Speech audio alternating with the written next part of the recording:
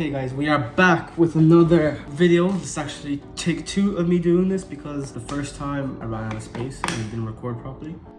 In this video, I'm gonna be going over what I learned about AI and how businesses are adopting and implementing AI over the last 16 months of working with businesses all over the world and all different industries, and seeing how to understand business pain points, all the stuff that goes into actually researching and identifying of businesses problems, you know. So after 16 months of working with over 25 clients at this stage, helping out from different niches like construction to service-based businesses, to online businesses, to e-commerce stores, to even helping out a couple of government agencies, like we've known what works, and we know that the approach can be categorized quite simple. Okay, now I do want to stress that people think that AI is kind of some band-aid that solves all problems within the business. It is not the case at all. You know, AI can be the mechanism for you to use in solving a problem. Okay, that's the kind of key point that I want to make here. Okay, if you're a business and you're thinking about implementing AI, or you have some kind of idea of it, you want to implement it, this video will be for you. Or even if you're just a normal person that just wants to get interested in the AI space and how to take some value here and maybe approach other businesses, this is what I've done and this is what I've learned about business, about AI. So in other words, I'm going to talk about like the brutal truths of AI implementation within businesses. So truth number 1, no code does not necessarily mean no sweat. I'm sure you've seen loads of YouTube videos out there, kind of clickbaity, saying, oh, I built this AI agent in 15 minutes and it saves me this amount of time. Come on, man. Like, these no-code tools are really good, and they have significantly made it easier for businesses to develop or implement AI agents, but they're not the full story. To even structure a complicated workflow takes hours, if not days, to at least get right, because there's still a lot of coding principles that you need to be aware of when implementing these systems, like understanding how to properly import a JSON file, how to structure LLM calls, how to structure API calls, all that stuff as well is quite an important part of this topic, you know. Here's what, and to kind of reiterate that, here's the truth behind it. They're a good starting point, but they're not the full picture, okay? Not at all. So you still need logic, not programming, but logic. So like X equals Y, or if X does this, then Y equals that, you know? So you need to understand that it's still maybe not as programmed, but logic's still a big part of it. Number 2, you need to have really good prompt engineering skills. By the way, if you want to get a little lesson on prompt engineering, you can check out this video, or alternatively sign up to my newsletter. I will be sending out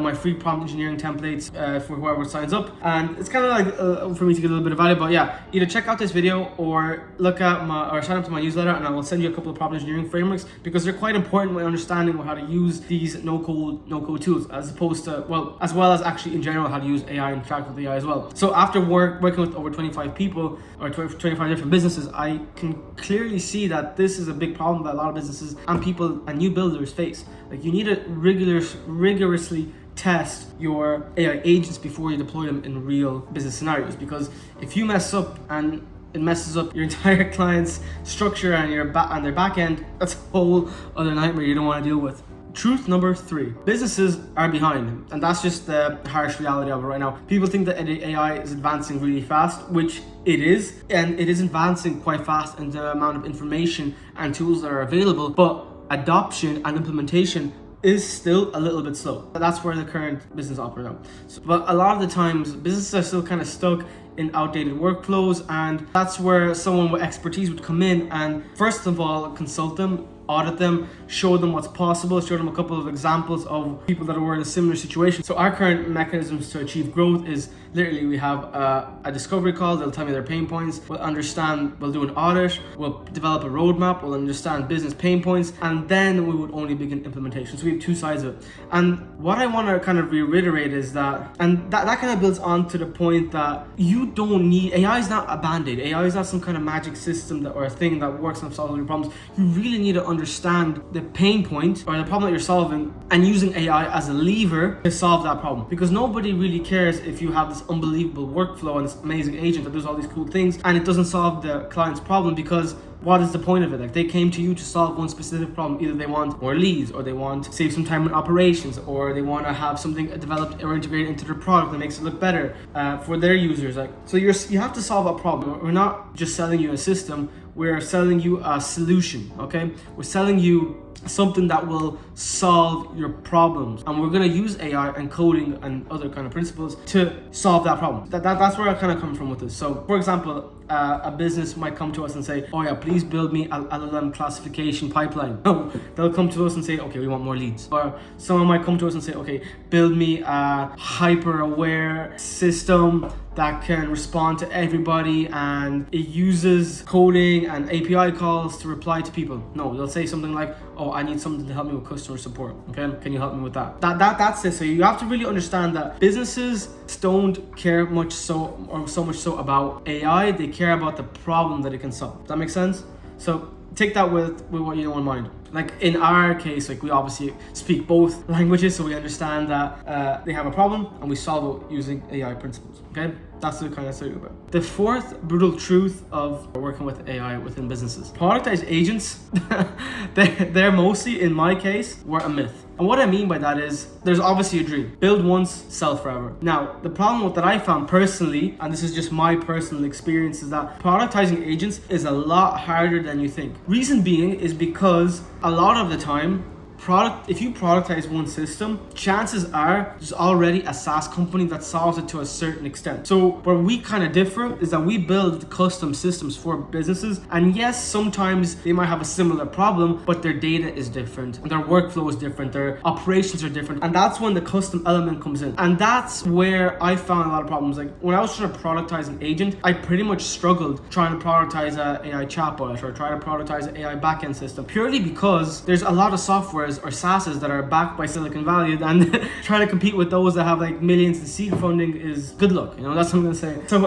the idea is that in my case, you can't productize workflows and solve and productize a problem that you're solving, but productizing one agent build, that will be really hard for it to do, because again, as I mentioned, businesses have different problems, they have different workflows, they have different pain points and different kind of operations in place. So in my personal experience, and then if someone can let me know in the comments if that's different for them, productizing agents were quite hard, and that's why we went down the custom route, because we have my team's excellent and we have a lot of expertise when it comes to building custom AI agents, and that's where we kind of differentiate a little bit. So again, that's where kind of like the plug and play systems I'm not a big fan of, because a lot of the SaaS companies, while they might be a little bit cheaper, they're not the best. They're just plug and play. So they build out one system, they're backed by a couple of VCs, and then they're off. The problem that I found is that again, they're just plug and play. Like they're not custom. They don't particularly care so much about the client as much as maybe we would, because we're building a custom flow for them, and that's where kind of differentiation comes from. So that's truth number 4. And lastly, to kind of wrap everything up, kind of reiterating everything, is like you're not selling AI per se, you're selling trust. And what I mean by that is a lot of people are still kind of iffy, or they're kind of scared about adopting AI in their business. They're like, what if it doesn't work? What if it's not for us? What if it messes up our data? What if it messes up our operations? And that's where you need to come in and actually provide proper trust or proper expertise. Person that's working with you trusts your ability into delivering them, okay? And because AI is really hyped up right now, everybody's vague, everybody's trying to capitalize and sell quick no-code systems that don't really work. People get burned by AI or by businesses, and that's where problems stem. So if you are going to go with the approach of integrating AI into your business, first and foremost, either build an in-house team or talk to an expert and get maybe a couple of advice. That's something like we do. So if you ever want to do that, you can sign up to my newsletter or reach out to me personally, and we'll happily do a free call with you. But that's where it's kind of coming from. You have to understand that people, I feel like this is just business in general. There's a lot of trust, but AI especially, you need to understand and approach this in a manner that people can trust you. Okay, so that's kind of like the last one. And like this is where kind of my personal experience takeaway comes from, is that we don't just kind of build tech, we help people make better decisions, okay? Because trust isn't earned by showing off fancy dashboards, it's earned by genuinely showing and understanding the problems that you're going to solve and displaying it in a clear-cut manner how you're going to solve it. So yeah, that's my last final 5 truths. So I hope you enjoyed this video. This video is kind of me going over like my last 16 months of my experience of learning and working with businesses and integrating AI into their operations, working with people all over the world, and essentially just kind of showing what's possible with AI. Again, I will be sending out a couple of videos, or I'll be sending out a couple of newsletters now with prompt engineering frameworks and kind of updates on AI. Also, I'm thinking of doing a couple of base a couple of NaN automation tutorials. If that's something you guys are interested in, also let me know in the comments, and I'm gonna maybe post a couple of parts of showing off like how to build, or a couple of workflows with the most common agent use case that I see. Walk you through that, guys. But yeah, I hope you enjoyed the video. I hope you guys like and subscribe it, and yeah, I'll see you soon. Bye.